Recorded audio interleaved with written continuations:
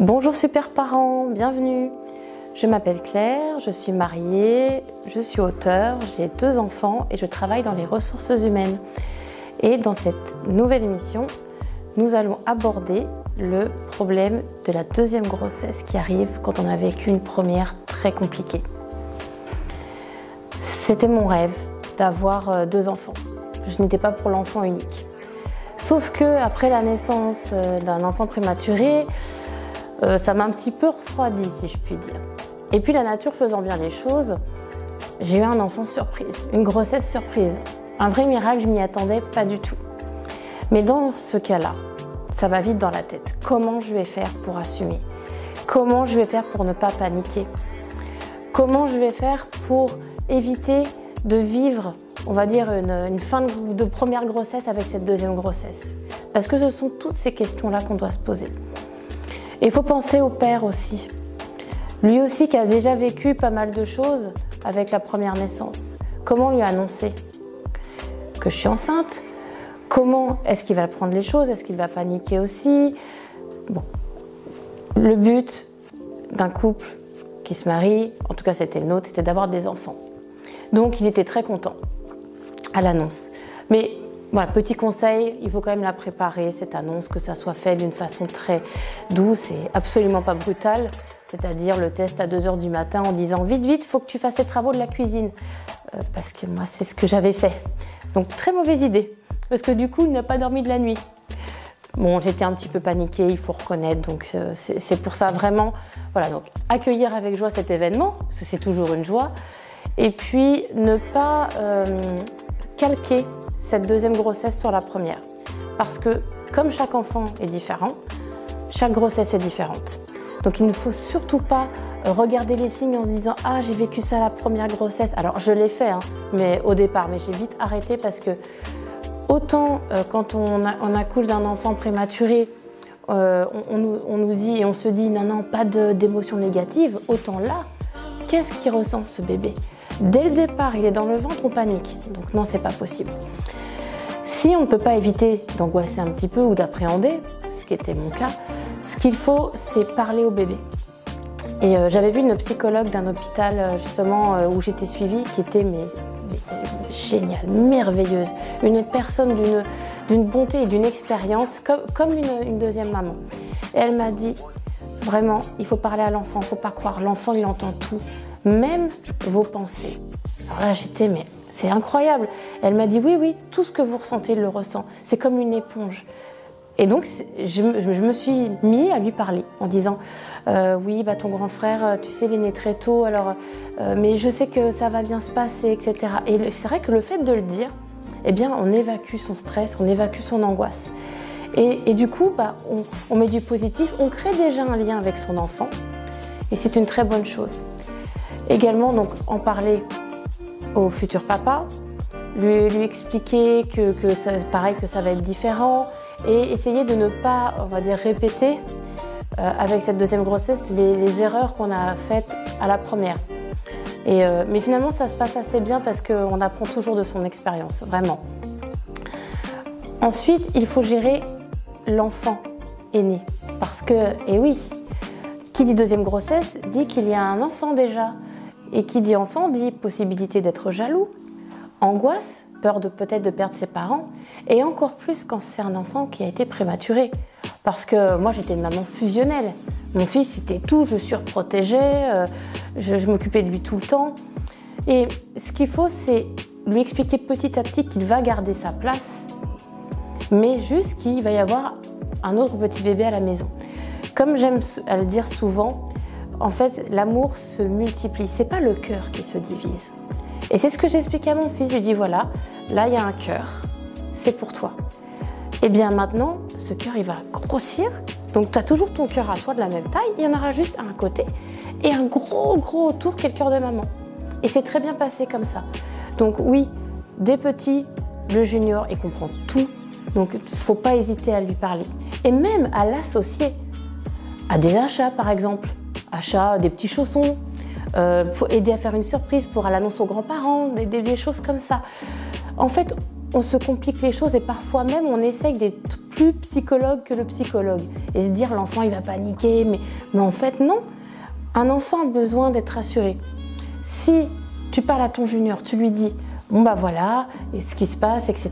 Tu vas avoir un petit frère ou une petite sœur, c'est super, tu vas être un grand frère, tu vas pouvoir faire plein de choses, etc. L'enfant il est au courant, donc il n'y a pas de secret, il est rassuré. Et en plus, il est déjà responsabilisé. Bon, après, tout dépend de l'âge de l'enfant, évidemment. Nous, nos enfants ont 2 ans et demi d'écart. Donc, il commençait déjà un petit peu à comprendre, il allait rentrer en maternelle, etc. Après, c'est vrai que si ce sont 2 enfants très, très rapprochés, ça peut être plus difficile. Et à contrario, si l'enfant est plus âgé, là, il faut quand même prendre la chose autrement, lui expliquer peut-être, entre guillemets, les avantages qu'il pourra avoir parce que, par exemple, toi, papa et maman, ils seront moins derrière toi. Essayez de trouver une petite phrase, même avec un peu d'humour, parce que c'est vrai que la jalousie peut vite arriver. Et également, si l'enfant aîné, ce qui est notre cas, est malade, comment gérer la 2e grossesse, donc c'est-à-dire le suivi médical, les rendez-vous, tout en s'occupant du travail jusqu'à un certain point avant le congé maternité et les soucis de santé du premier enfant. Moi je jonglais partout, hein. C'était le médecin, la kiné respiratoire, le travail, la grossesse, donc j'ai été arrêtée assez vite et donc oui, il faut savoir s'écouter et il n'y a pas de honte à dire au médecin je suis fatiguée, j'ai un peu mal au ventre, j'ai beaucoup de trajets, j'ai déjà un enfant qui a été prématuré et qui est malade et qui nécessite un suivi, j'ai besoin de repos. Donc vraiment voilà, il faut s'autoriser à vivre pleinement cette 2e grossesse, c'est extrêmement important. En fait, il faut trouver le juste milieu, mais voilà, super parent, ne t'inquiète pas, tu vas vite trouver tes marques. Voilà, que ce soit le papa, la maman, vraiment, faut se faire confiance, ça vient naturellement. Et l'être humain a une capacité d'adaptation qui, moi, me dépasse encore aujourd'hui. C'est-à-dire qu'avant d'avoir un enfant, on se dit oh, « je suis débordée, comment je vais faire ?» Quand on a un enfant, on se dit « ah bah finalement, pourquoi avant je disais que j'étais débordée, je m'en sors plutôt bien, mais j'y arriverai pas avec 2. » Et puis quand arrive la 2e grossesse, finalement, ça va. Bon, je dirais pas que je pourrais gérer des triplés, mais voilà, on s'en sort. Donc vraiment, il faut se faire confiance. Il faut déjà apprivoiser ses peurs et ses angoisses, les dire à son bébé, vraiment ne pas hésiter à lui partager ses sentiments, à aussi être suivi, avoir une psychologue, surtout si on n'a pas fait le deuil de la première grossesse, ce qui était mon cas parce que quelque part, je n'avais pas terminé cette grossesse. Et c'est vrai qu'il y a des dates anniversaires, comme par exemple le cap des 6 mois était très difficile parce que j'avais peur d'accoucher. Il faut reconnaître que des fois on est faible et qu'on a un petit moment de doute et qu'on peut avoir peur. Et oui, je me suis retrouvée aux urgences à 6 mois parce que j'avais peur qu'il m'arrive la même chose. Et puis, voilà, il faut, pareil, accepter ce sentiment de peur, l'apprivoiser, se dire non, mais encore une fois, chaque grossesse est différente, donc non, t'inquiète pas. Moi, je touchais mon ventre, hein, je dis mais ça va aller, tout va bien se passer. Et puis, le cap passe. Voilà. Et puis, vivre cette 2e grossesse en pensant à l'accouchement.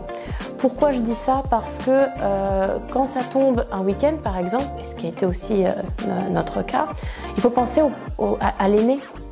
Il faut bien le donner à une personne pour le garder, surtout s'il est petit. Donc nous, on avait déjà demandé à l'assistante maternelle de mon fils aîné si elle pouvait nous le prendre. En plus, c'est tombé un week-end de Pentecôte, donc c'est très important.